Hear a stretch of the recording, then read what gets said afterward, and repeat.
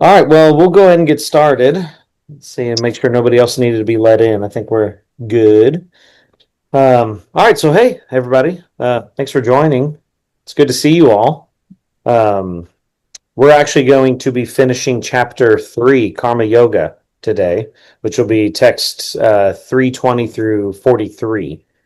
And thanks again, I guess, for joining. This has been awesome. I've enjoyed chatting with everybody and us discussing and, just diving deeper into the Gita. It's been really, really cool.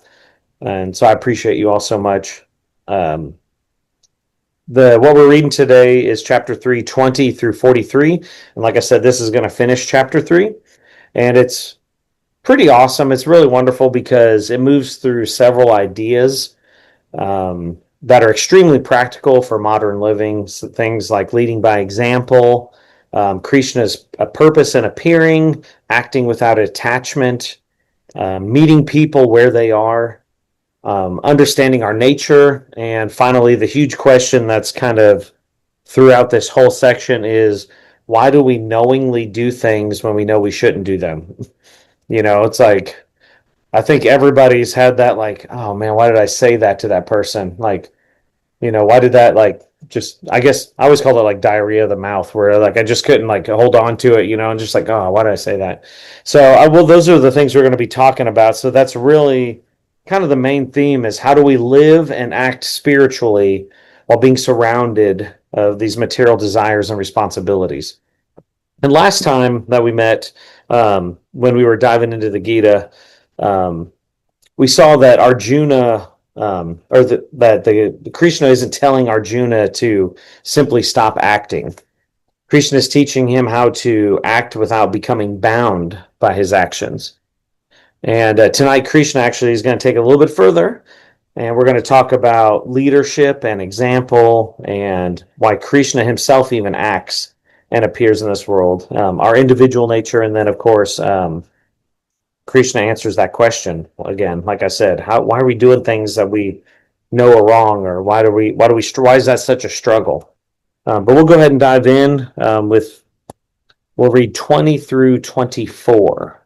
So, starting with text 20. Kings such as Janaka attained perfection solely by performance of prescribed duties. Therefore, just for the sake of educating the people in general, you should perform your work. 21. Whatever action a great man performs, common men follow, and whatever standards he sets by exemplary acts, all the world pursues. O son of Partha, there is no work prescribed for me within all the 3 planetary systems, nor am I in want of anything, nor have I a need to obtain anything, and yet I am engaged in prescribed duties. For if I ever failed to engage in carefully performed prescribed duties, O Partha, certainly all men would follow my path. If I did not perform prescribed duties, all these worlds would be put to ruination. I would be the cause of creating unwanted population, and I would thereby destroy the peace of all living beings. So, really, what we're talking about here is your actions affect more than just you. In text 20, says, it's talking about kings like Janaka attain perfection solely by performance of the prescribed duties. And therefore, just for the sake of educating the people in general, we should perform your work. Krishna is pointing out, like I said, King Janaka and others that attained perfection while continuing to perform their duties. So it's possible. Spiritual advancement doesn't necessarily mean abandoning your job. He's still a king. He's still doing his thing. He didn't abandon his job. He didn't abandon his family, his responsibilities, creativity, etc. The transformation is really in the why and whom are we acting for. That's what the question there is. And in 21, of course, whatever action a great person performs, people follow. That's what I mean. It's we see that all the time. Just even celebrities or just people that are in the limelight, they see how people perform and they follow. and it's extremely applicable for today. And a thing that kind of challenged me as I was reading this is to think, and challenge you all the same too, to just kind of have this thought of who's learning to live by watching me. Like, of course, I know my kids are watching me, I know there's coworkers that are probably watching me to see how I act. I know friends are watching, maybe people online, how I post things. Aaron's watching me. So, it's one of those things where there's a lot of people that we don't even realize are watching us, that are picking up these things and how we're acting, reacting. And it's good to keep that in our thought, not as like, oh my God, I have to be perfect, because nobody's perfect, but it should be, all right. It should help you attain a new level, personally. And one thing this verse makes me think about is how we're teaching people when we aren't even trying to teach them. Of course, like I said, how we're treating people, how we respond when we're frustrated. That's usually a big one. Or even what we prioritize in our lives. All that communicates something. And there's an important distinction that's pointed out in the Gita, is that leadership within the Gita isn't just authority, but they're leading by example. And I think that's important, because when you're a leader, whether you have the title or not, I mean, somebody's watching you and following you. A leader has to teach the public by his or her own practical behavior. You can't teach people to swim if you don't know how to swim yourself. So if you're trying to show people like, hey, I want to be a good example, I don't want to be a jerk, I don't want to be mean to somebody or have road rage, and I just take a couple deep breaths because this guy just cut me off in Chicago, when I'm like going through like all this traffic and everything and all these cones, and this guy cut me off. Do I get upset and flip out, and my friends or my kids in the back are like, oh, so that's how we're supposed to react when these type of situations come, or do like, oh, that guy maybe he's in a hurry, maybe he's got a family member he's got to get to. We don't know the details either. So it's just, things to think about as far as who we're being exampled for. And 22 through 24, Krishna says something fascinating in these texts. Krishna himself literally is saying he's got nothing that he has to accomplish. He has nothing to do. He has everything. But guess what? There's nothing lacking in him, and he still acts. Why? Because others follow his example. So even though Krishna is God, there's no reason for him to want or to achieve anything. He's achieved everything, but he still follows he's driving the chariot. He's following his dharma, his prescribed duties, to be the example that needs to be shown. All right, so we'll move on to 25 through 29 here. 25. As the ignorant perform their duties with attachment to results, the learned may similarly act, but without attachment, for the sake of leading people on the right path. So as not to disrupt the minds of ignorant men attached to the fruitive results of prescribed duties, a learned person should not induce them to stop work.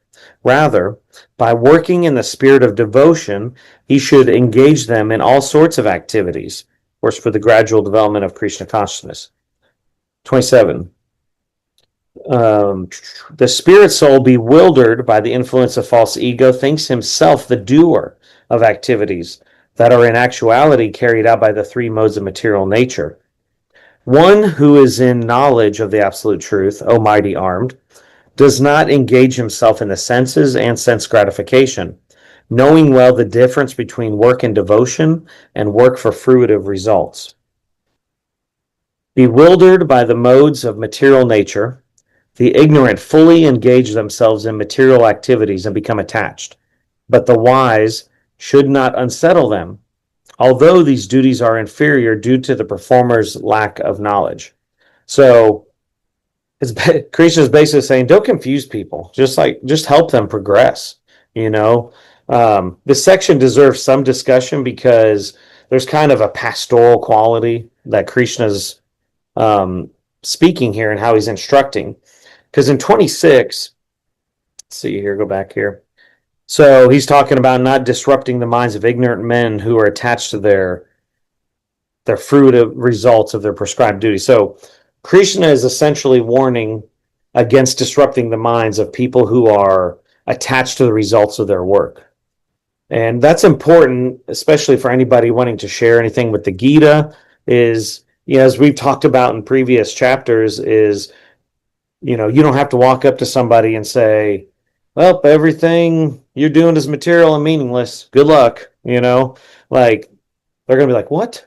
What the, because there's no context there. There's nothing to, it's not going to help them. They're just going to be like, well, this person's nuts. And they're just going to move on.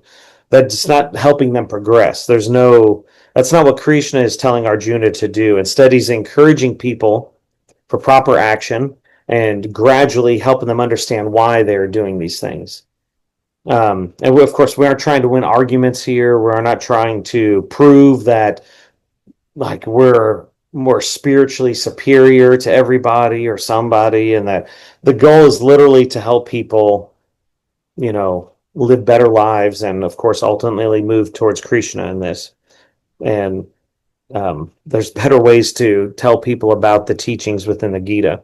And now 27 is another big one, to where it said the spirit soul, bewildered by the influence of false ego, thinks himself the doer of activities, but is carried out by the three modes of nature. So the conditioned soul thinks, I'm the doer, I'm the one that, like, I worked hard for my money, this is all me. Everything you see in here is because of me, my house, so like, this is all me. But our ability to act depends on so many things outside of our control. So you're not really the doer of all these things. I mean, we've got our body, you've got nature, you got circumstances. There's so many things that pile up that even hurdles you had to go over, that like, it's not people that helped you out to get to where you're at there. I mean, there's so many things that build up, and even ultimately Krishna, because we can't control everything. We have agencies to kind of, deflect and think about things and hear and listen and smell, but we're not independent controllers. And I think that's a kind of an important distinction there, is knowing the things are falling into place for us, and it's not just, I literally did this. And I think we talked about this one of the other times, because it's kind of like when you talk about prasadam, or food that's offered to God, is like, if you really think about it, somebody picked this, fruit, somebody put it on the truck, somebody got it off the truck. There's so many things, like, you didn't pick the fruit. I got this fruit, like, you're not the doer. You're not the one that ultimately did everything. So it's, you just got to have a broader view of that. Yeah. All right. So let's move on to 30. We'll do 30 through 35. All right. So 30. Therefore, O Arjuna, surrendering all your works unto me with full knowledge of me, without desires for profit, with no claims to proprietorship, and free from lethargy, fight. Those persons who execute their duties according to my injunctions, and who follow this teaching faithfully without envy, become free from the bondage of fruitive actions. But those who, out of envy, disregard these teachings and do not follow them regularly are to be considered bereft of all knowledge, befooled, and ruined in their endeavors for perfection. Even a man of knowledge acts according to his own nature, for everyone follows the nature he has acquired from the three modes. What can repression accomplish? These principles to regulate attachment and aversion pertaining to the senses and their objects, one should not come under the control of such attachment and aversion, because they are stumbling blocks onto the path of self-realization. It is far better to discharge one's prescribed duties, even though faultily, than another's duties perfectly. Destruction in the course of performing one's own duty is better than engaging in another's duties, for to follow another's path is dangerous. So, talking about doing your work for Krishna here. So, in 30, this one here is really the centerpiece. Surrender all your work unto me, full of knowledge, without desire for profit. No claim to proprietorship. That's kind of the centerpiece voice or verse of this section that we're talking about, because Krishna is telling Arjuna to dedicate his activities to him, that without desire to gain anything, without claiming proprietorship, and to just fight. And if you notice, Krishna isn't telling Arjuna, become spiritual and stop fighting. He's essentially saying, go ahead and fight, but you got to do it for me. You got to do it for a higher purpose. And that's karma yoga in a nutshell. It's just kind of like, what would it mean if we offered things that we do every single day? Because this was his job. His job as a warrior. If you're offering something you already do every day to Krishna, like your work, your cooking, parenting, music, helping someone, the Gita begins transforming ordinary life into a spiritual life. That's really what it's about. In 33 to 34, Krishna acknowledges something extremely human in these two verses, which is pretty cool, is we have conditioning. We're conditioned souls. We have attractions. We have aversions. Spiritual life doesn't mean that we're pretending these things don't exist. It's learning to not be controlled by them is what it is. And it's tough. I mean, it's tough to not be controlled by attachment and aversion and like these stumbling blocks on the path to self-realization. But that's the whole point of us to self-realize and to look within and, try to grow from this. In 35, it's actually one of my favorite verses, because I know personally sometimes I'll look to see, like I'll see something online or I'll see somebody doing something, whether that's musically or spiritually or like in their life, and I'm like, man, that person's really got it together, man. Like, I need to get my stuff together. Like, I don't feel, but if I tried to perfectly implement exactly what they were going to do, that's no good. I have to follow my own path, what is meant for me, and that is what 35 is talking about, is destruct. So it's better to just basically crumble down trying to follow your own duty than to follow another one's perfectly. You have to find your own path, and it's better to perform your own duties imperfectly. And to clarify, that doesn't mean that whatever I naturally feel like doing has got to be my dharma. That doesn't necessarily mean you just do whatever the hell you want. That's it's not like an open checkbook. But Krishna is warning against abandoning our proper responsibilities to imitate somebody else's path. Because thinking about it, I mean, do you think comparisons can actually interfere with spiritual growth? I mean, I would think so. If some things that people have went through, I haven't went through, I can't compare myself to, somebody that's maybe lost a child, I mean, I can feel for them, but that's not like I wasn't in their shoes, I can feel heavy and feel that, but I mean, it's, there's just, you're not in anybody's place. You're not in there. So it's not like you can compare what they've been through to be able to try to even emulate where they're at. You have to follow your own path.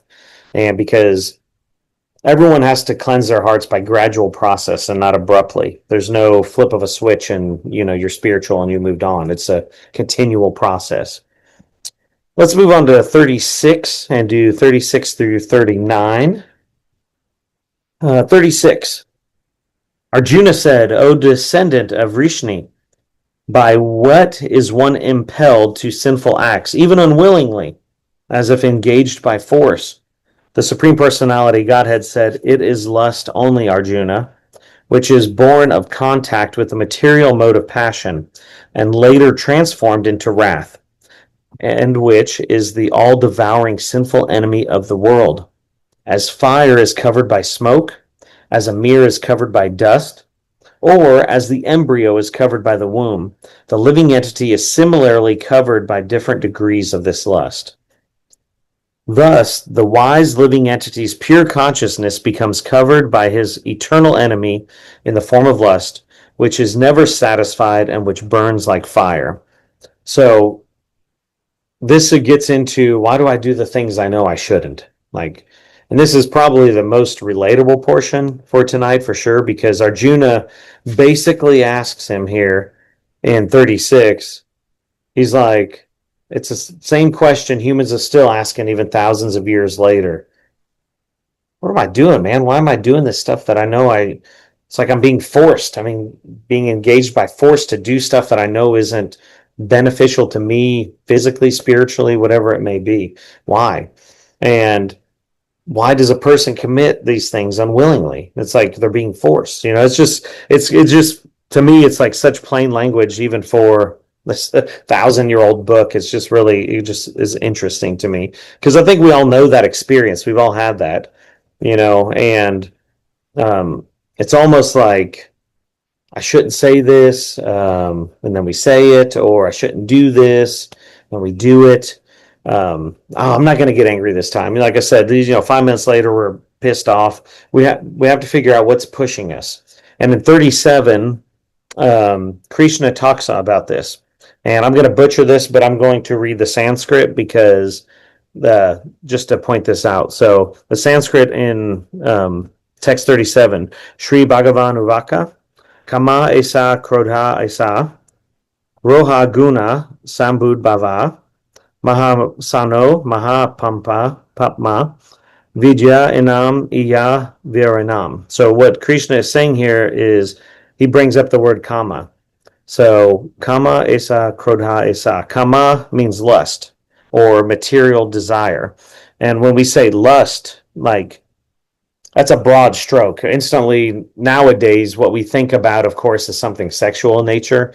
But if you see someone's car and you're like, oh, I wish I had that car, well, you're technically lusting over it. It's a broader stroke than that. So just keep that in mind, when we're using the word lust. This is talking more about,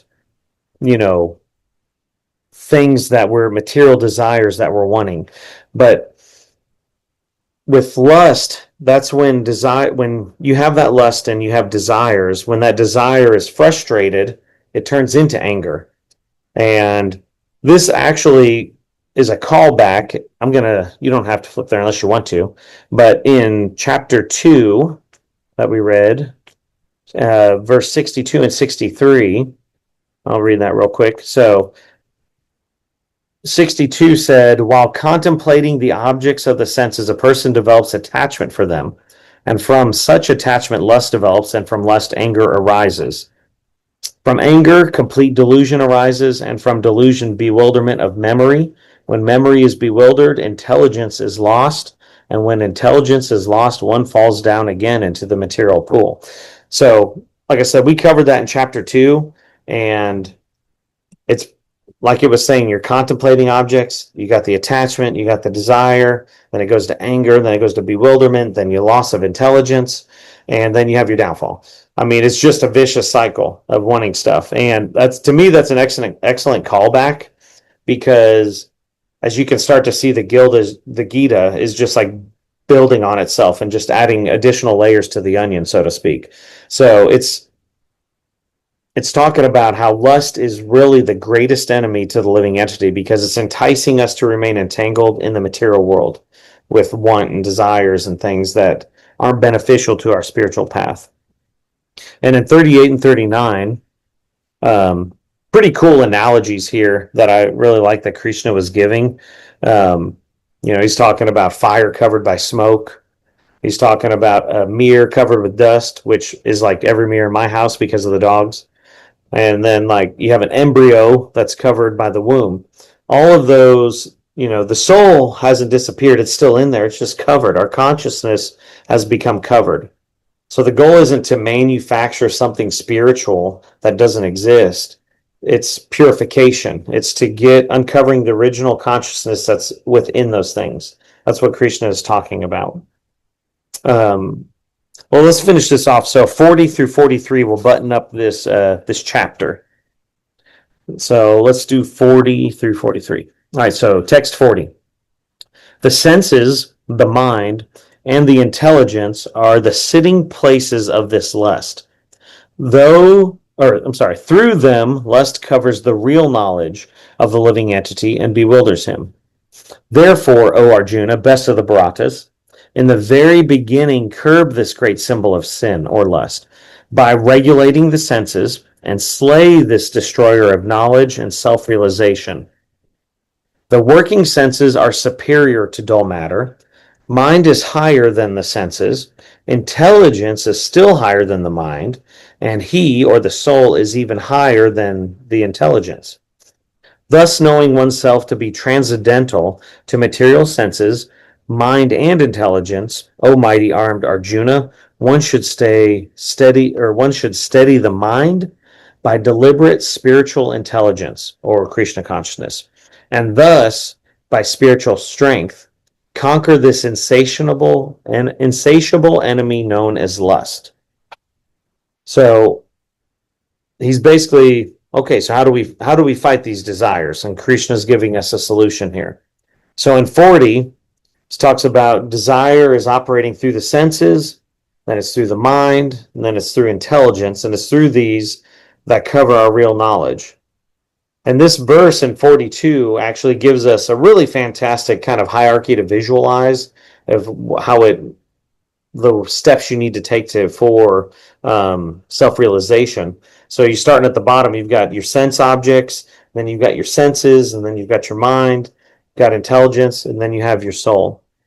So we tend to live in those bottom levels. Like, of course, you have like sense objects, so like I see it. You've got your senses where you're basically saying, I want it. And then, of course, you have your mind, which is, I want to do it. So we really need to power through those to be able to get to the higher levels of self-realization.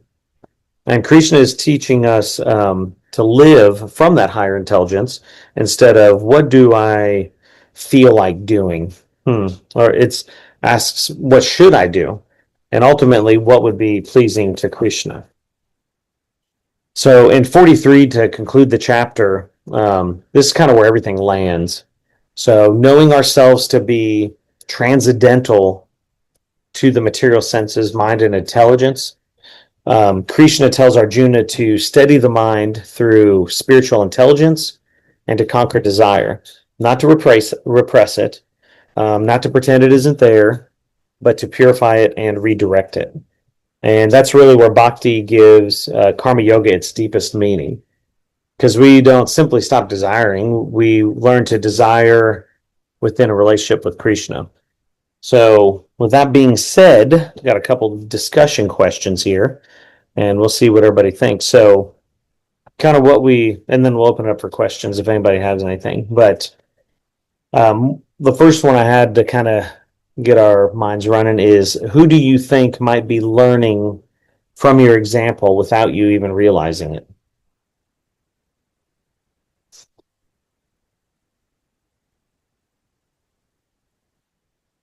Any takers?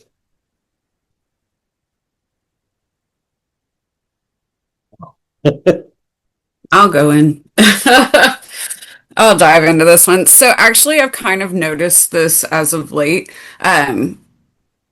in my work, and how I speak to people and how they kind of come in one way. And then instead of rising to that occasion, you stay here, you show that example. And the more I've done that, I actually see that people come at me differently or have that and use the words and the terminology that I use so that they can actually communicate, their needs, their wants, whatever.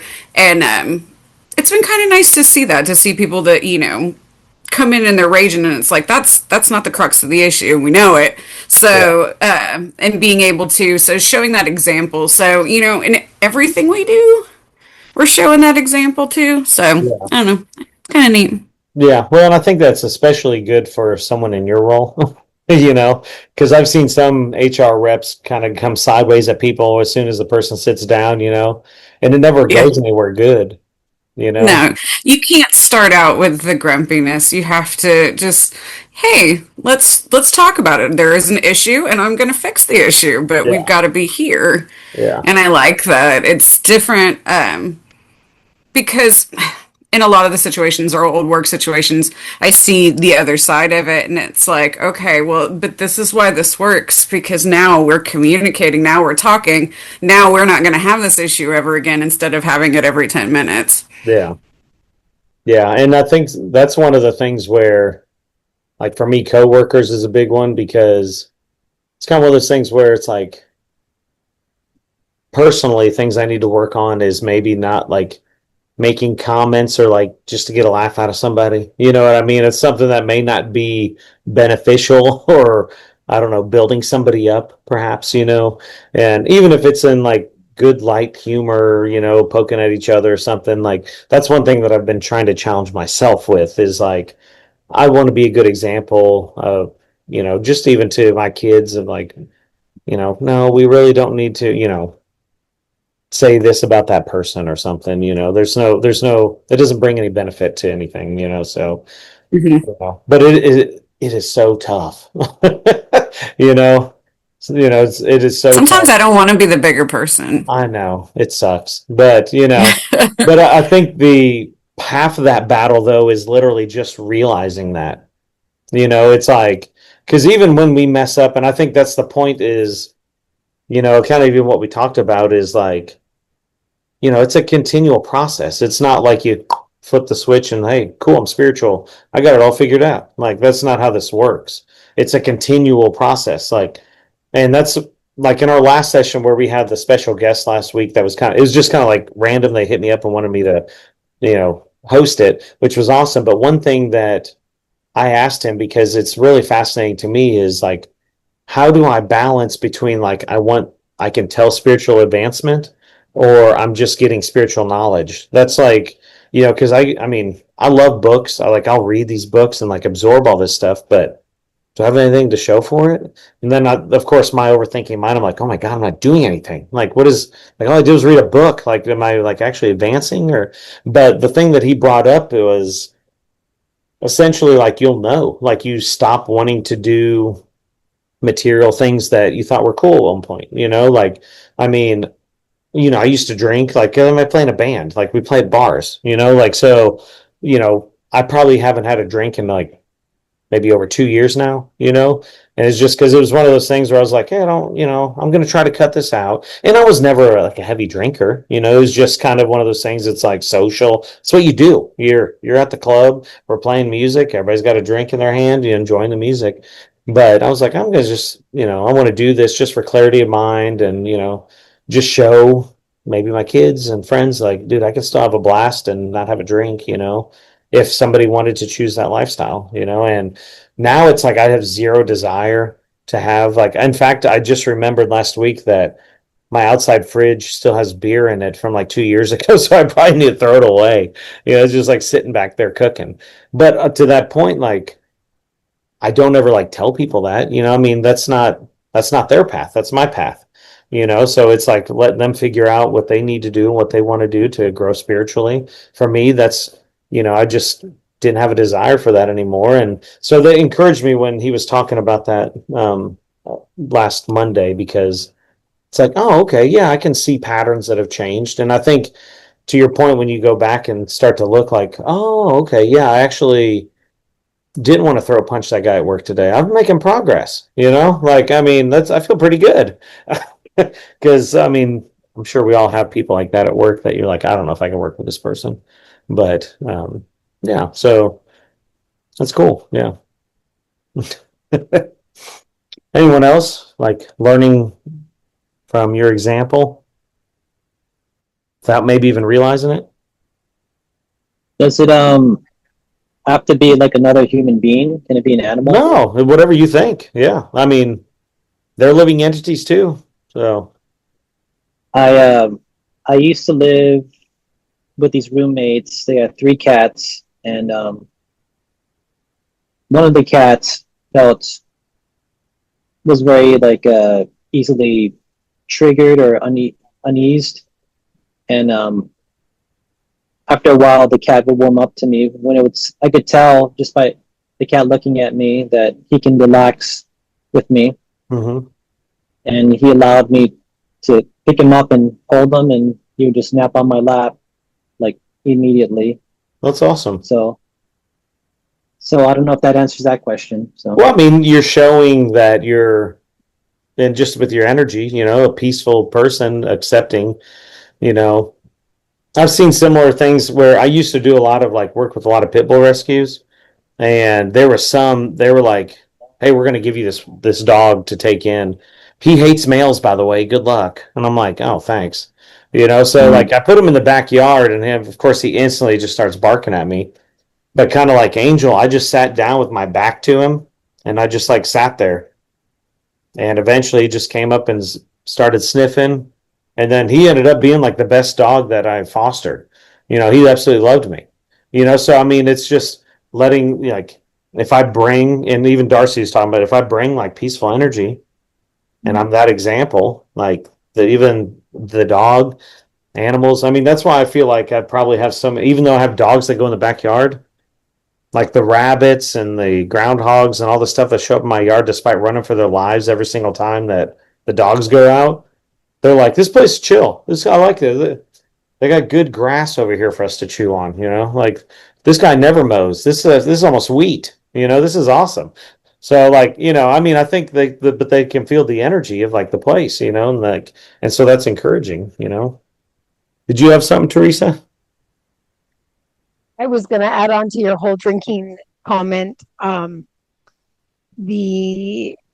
stopped drinking 10, 15 years ago, 12 years ago. I come from a family of alcoholics, and I was beginning to notice when, we would all get together, my niece and my nephew. I think my nephew is like maybe, I think like 6 or 7, so old enough to start to realize, like what alcohol does. Mm-hmm. And my sister, both my sisters, both their husbands, my ex-husband, they would get so drunk.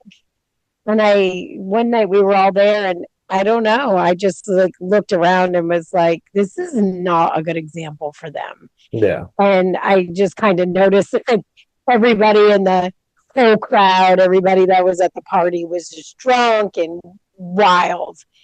And my niece was just a baby, but my nephew was old enough to like start to begin to realize it. And we were actually just talking. He came over the other day, and him and I were talking, and he was like, I don't think I've ever seen you drunk. And I'm like, no, you have, but you were just too young to remember. But it was like one of those conscious decisions that I made, that I was like, you know what? My niece and my nephew are going to have just like one example of one person that doesn't have to get loaded to have a good time. Absolutely. And yep. And that's kind of how I stopped drinking. And then I ended up stopping altogether. Although I did drink when I was in Vegas 2 weeks ago, and oh my God, I remembered really quickly of what I don't drink. Yeah. But it's always nice though to like I said, when you can look back and just things that you've cut out that, and I mean, I've tried to do that, and to the point where it's like, all right, is this going to benefit me spiritually, emotionally, physically? And if I can't answer yes to that, I'm like, then why am I doing it? Like there's only 24 hours in the day. I wish there was more because there's so much stuff I want to do. Like, oh my God, please no, don't put any more hours in the day. Yeah. Well, see, I just need those additional hours so I can sleep. Like that's the. But yeah, but I say the same thing. If I could only have like 6 more hours so I could sleep, but would I? Yeah, no. I know. Yeah, and I mean, but it's trying to make sure that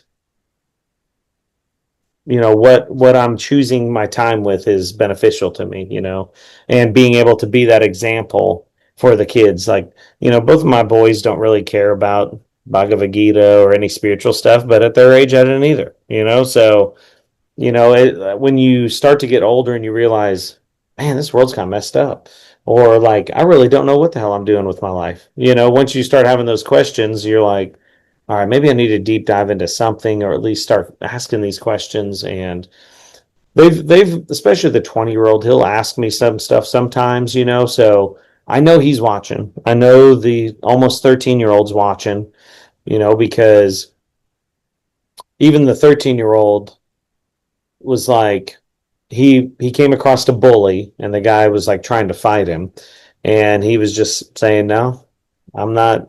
That's not what we do. Like, there's no reason to fight. And I mean, getting in his face, like, say it to my face, type stuff.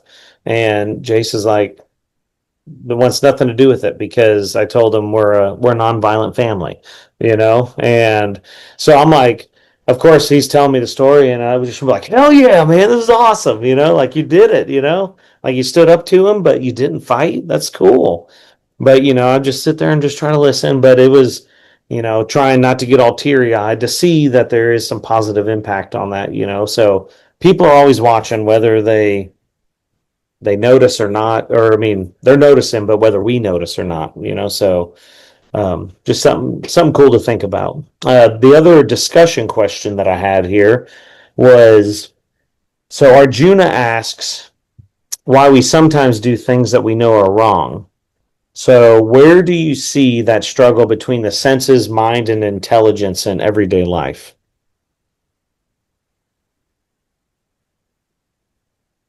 I have so much to say on this, and I'm just going to refrain from saying. Hold on, let me buckle up. I'm ready. All right. I am going through it right now with someone that I do not need to be with, that I need to disconnect completely from, but yet I don't. And it's so bad for my mental health. It's bad for my physical health because I'm not getting sleep. And literally the universe, I think, is taking a vacuum cleaner and sucking it right out of like gone in the next couple weeks. And which is really sad. And I'm heartbroken, but at the same time, I'm kind of like this sense of relief of like, when are you going? When are you leaving? I need you gone, because I don't have the capability of saying no. Mm-hmm. It was easier for me to quit drinking than it has been for me to quit this person. Yeah, I understand that. Yeah. Yeah. But you're talking to somebody that has had attachment issues in the past, so. Right. Oh, yeah. And that's a separate thing. Then I sit with my therapist, and totally honest with my therapist, and he's like, okay, we need to get to the bottom of this. I'm like, it was easier for me to walk away from a 20-year relationship than it was to walk away from an 8-month relationship. That's like, that's not even a relationship. That's like, if anybody ever at all explained to me what I've got going on as an outsider, I'd be like, you are out of your friggin' mind. You are out of your mind. What are you doing? I mean, like, I even see it from the outside. But I just can't.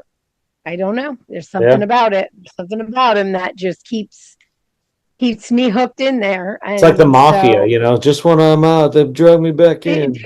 Right, exactly. Just more time. Yeah. Hey, this is it. It's like an addiction, and I'm an addictive personality. And unfortunately, I'm not addicted to things that are good for me. I'm addicted to things that are bad for me. Yeah. And so I'm kind of working through it spiritually, mentally, emotionally. And I'm like, oh my God, I just need you gone. I literally need you to just evaporate out of nowhere. Just go. But I think that's kind of, I think that's a good thing, though, because at least you recognize it. There's some people that just live in oblivious states, of just like, no, everything's fine, or they just it is not fine. It's not healthy. It's not good. It's not good for me at all. And you sound like my therapist. That was a conclusion that we ended on my session last Thursday with. At least you're aware of it. Yeah. But that is huge. Isn't that one of like the first steps of like the 12-step program? Of alcohol. Yeah.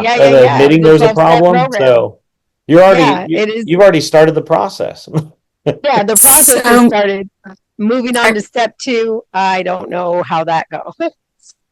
I read a book or something from someone very much on that ilk, and kind of what she said was along the lines of like, why do we self-sabotage? Because that's what it is, self-sabotage. Why do we self-sabotage? Well, because there is something that doing that is fulfilling. Could be anything. You'll have to dig in to figure out what exactly it is, but there is a reason that you are continuing to go for that. And it's something that you need. And once you figure out the need, you can figure out how to get it without the negative stimulus or whatever. But you've got to dig into like, what is it deep down? Is it I'm lonely? Is it, like this person reminds me of someone? I mean, it could be very nuanced, but once you know what it's giving you, you can figure out if that's where you want to get it from, or if you need to get that from something else or someone else. Yeah. Right. Yeah. And that was my Yoda moment of the day. Yeah. Hey, Jeremiah. Yeah. Yes. What was sorry, can you state the original question again? Sure. So Arjuna asks why we sometimes do things that we know are wrong. So where do you see that struggle between the senses, mind, and intelligence in everyday life?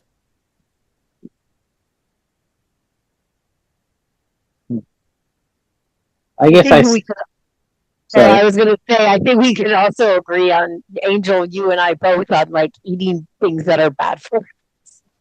Oh, right. Sugar and stuff like that. Yeah. For me, it makes sense to say my intuition. Personally, I heard a quote a while ago where this person says there are systems in place that sort of keep me from what I want to be doing intuitively. Mm-hmm. And for me personally, that makes a lot of sense. Yeah. So, Aaron, I know you had to step away for a call. The question we were asking was, Arjuna asks why we sometimes do things we know are wrong. So where do you see that struggle between the senses, mind, and intelligence in everyday life? Just so you know what the question was, if you have a comment or not. But can you repeat that question one more time? Sorry. Yeah, it's a mouthful. So of course, like we talked about, Arjuna was asking why we're doing these things we know are wrong, right? So where do you see that struggle between, you got your senses, you got your mind, you got your intelligence? Where do you see that type of struggle in everyday life?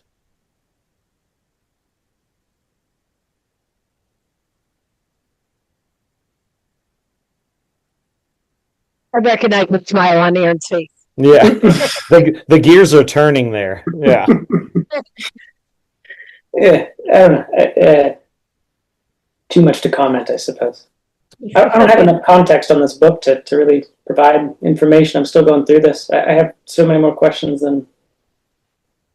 I mean, it's providing some clarity, but it's creating more questions than clarity.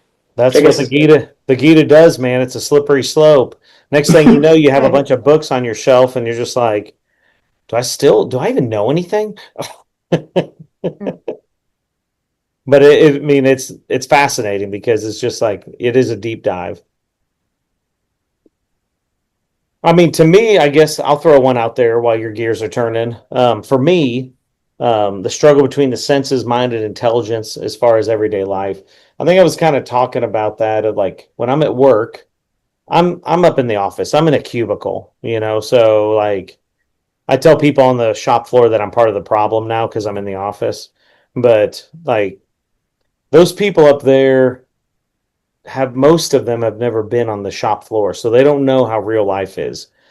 So I hear these people ordering lunch like once a week and doing all these things, and on the floor we're trying to change what style of gloves we're wearing so we can save 10 cents per pair, and these people. So it's like I've moved up to, it's like the Hunger Games, like I was out there like in the forest, and now I'm up here with like, I don't know, like I don't know, with like makeup on and stuff. I don't know. It's like, it's really weird because I don't really fit up there, but that just happens to be the role that I'm in is at.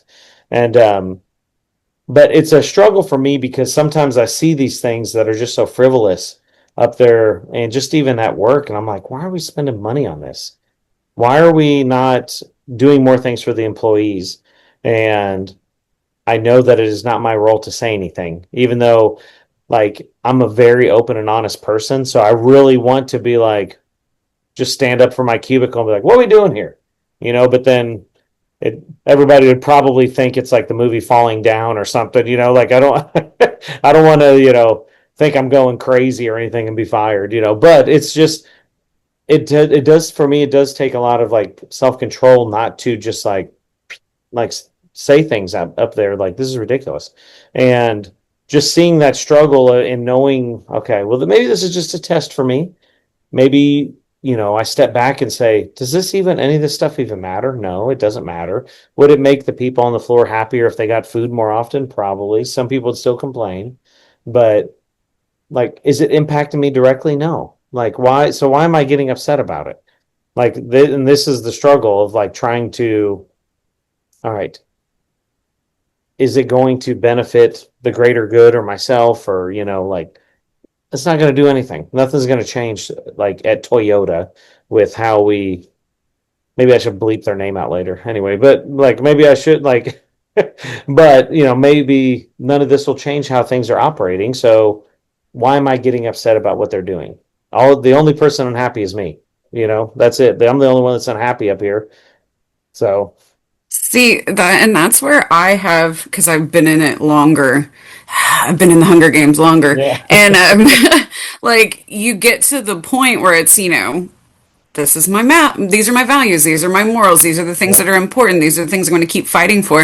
And at the end, you just get to a point where you're so bitter because you've been fighting for so long and literally nothing's changing. yeah, And then it's like, okay, well, then how do we detach at that point? Or at that point, is detachment a cop out? yeah. Like, I don't think it's like, necessarily a cop out. I think is that really even my role at my job to be the advocate for them? Like yours might be a little bit different, your role, but for me, that's not fucking it, it's my, my job. yeah, that's literally human resources. Yeah. But Yeah. it's not really my role. So it's like, what am I need to know what my role is. My role is to try to get us ISO compliant so we can ship product across the seas and make Dr. Toyota more money. That's my role. So it's like, all right, that has nothing to do with the people getting fed out there. Now, will I say something if it comes up? Absolutely. But do I need to distract myself from my actual work? Probably not. I probably just need to work on this and then, not let it impact my happiness and just make sure my team is taken care of, so I don't know. That's not really like a good personal example of that. So I don't know if I really personally even answer the question well, but that is something that I deal with like in everyday life for sure. But No, I I think think, it was a good example because it's something that's going to like weigh on your mind.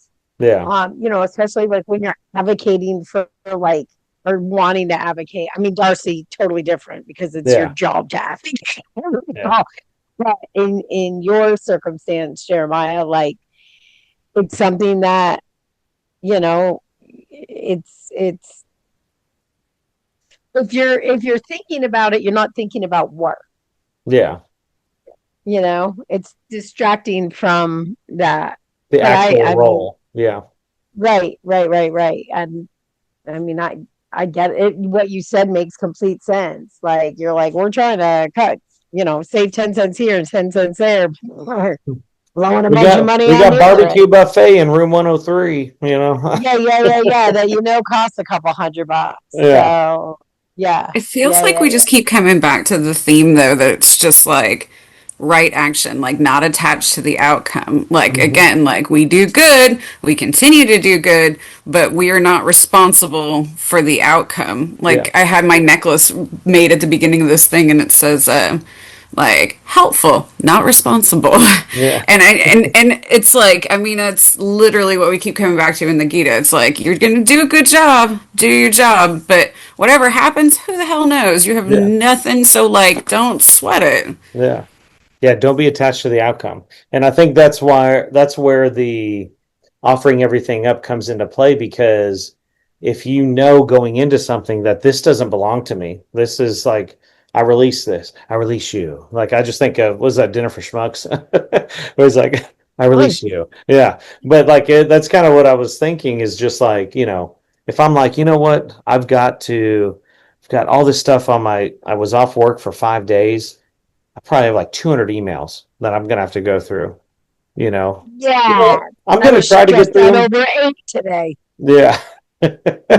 It's like I'm going to try to get through them. I'm going to do my best, but I'm not going to let it impact my happiness. I'm going to try to have a good, productive day tomorrow. I'm not going to be overwhelmed, just setting my intentions, and I just offer it to Krishna, and we'll see what happens. Whatever happens, happens. And I think it's not a cop out, but it's, the detachment portion it's healthy mentally, spiritually, and physically to be able to have that release. To be Yeah, able to. it allows you to let go of the gripping Yes. Well, at because least a little bit. well, I mean, and it's like, like I said, we just did a little tour. So it's like, all right, we have to be at the venue at 5:30 to load in. If I'm like, oh my God, guys, get in here. We got to go here. We got to is the trailer on, all right? And then I'm like white knuckling it. And I'm just like trying to control so much. It's like, no, let's just leave early. That way, if, I'm not going to, when we get there, we get there. It'll be fine. The show didn't even start till 9. Why do they want us there at 5:30? We're going to just stand And around. it's not like it will ever start on time. No, it's No punk show rock. ever Yeah. starts on time. Yeah, it's punk rock. It won't even start on time. Yeah, so it's like, but releasing that control of being the band dad and making sure everything's, going correctly. It's because ultimately the only person that's getting worked up is me. Those guys are asleep in the back. They don't care. I'm the one Right. driving. So, so if we release it and just let go of it and then I think just to sidebar, that doesn't mean you don't care. That doesn't mean that you're like, F it, I don't care. We're going to get there when we get there, and then I don't even head towards Chicago. I head like towards St. Louis. I mean, there's some responsibility that has to take place, but when there's bumps and it doesn't work out exactly how you want it, you have to release that. It's just because we get too hung up on attachment there or with someone looking at letter T. Anyway. But anyway, so I'm just about at our time here. So in closing, so of course, chapter 3, we essentially had Arjuna wondering why we couldn't act at all, but realizing that spiritual knowledge is superior. And Krishna's answer in this has been that we can't simply stop acting. That the question is, what consciousness is behind our actions? That's kind of what we keep touching on: is what consciousness, what is my thought process behind why I'm acting? And we can act for ourselves, we can act for our desires and for the results, but ultimately, the same actions can be spiritual, and we can offer them to Krishna and get a benefit out of that and get the detachment. Krishna finishes the chapter by identifying one of the biggest obstacles, and that's, of course, uncontrolled material desire. People wanting things and just like constantly seeking validation and whatever we've talked, kind of how we touched on before. So karma yoga isn't about escaping life. It's learning how to live our life in connection with Krishna. And we don't have to leave our life, kind of like what we talked about before. Like, it'd be kind of rad to live in the woods and just like meditate and stuff. But, especially as this world continues to spin and burn, like it would be awesome to do that. But that's also that's not our dharma, So it's karma yoga isn't about escaping this life. It's about learning how to live in it with a connection to Krishna. And we don't, like I said, we don't have to leave to be able to live a spiritual life. We just have to learn who our life belongs to. How should I act? Whom does my actions affect or impact? What gets in the way? And how do I overcome it? That's essentially the questions that we dive through: is how should I act? Whom does my actions affect? What's getting in that way? And how do I overcome it? That's really the gist of everything we just finished up there. But yeah, pretty cool little section though of the Gita. Is there any questions? Chapter 3. Yay, yeah, we just knocked out chapter 3. And next time we'll start chapter 4, which is transcendental knowledge.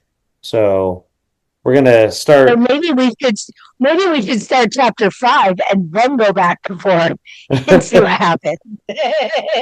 No, we're gonna get you some transcendental knowledge because it sounds like you need it. So Yeah, I need something. I need a vacuum cleaner, a universal vacuum cleaner, yeah. and a But mop for my any early floor. any questions or comments or anything anybody wants to share before we sign off? Yes, a foot in the back. Oh no. Yeah. I think it's interesting that in my other class right now, 'cause I like to take a lot of classes. We're talking about the 9 obstacles and just like all the, and it's just very serendipitously adding up, and I think that's kind of cool. Yeah, that's awesome. That to me, anytime that stuff happens, I just always look at it like as a kind of a confirmation that I'm on the right path, you know? Because like, oh, hey, everything's aligning. Hell yeah, this is cool. You know, Yeah, that's awesome. I like that. Yeah. When's the next one? So not next Monday, but the Monday after. So we do every other Monday. So you're Okay. looking at, let me look here, the 31st, Monday the 31st. No, this can't be over.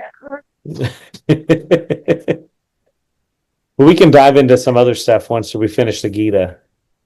Where Because did I've got some 2024 other books too that are pretty good and deep, so that I can share with you all. Like, because we still have the Upanishads, we've got all sorts of different Vedic texts that we can dive into that are fascinating. So, but cool. Yay. Any other questions or? Well, my dog just played the harmonium. That was kind of cool. He laid down beside it and just made the sound, so that was neat. All right.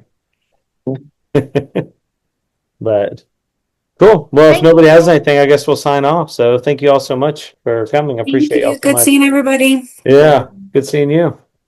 See you. Bye. Thank Have a you. good week. Thank Bye. you. Hare Krishna.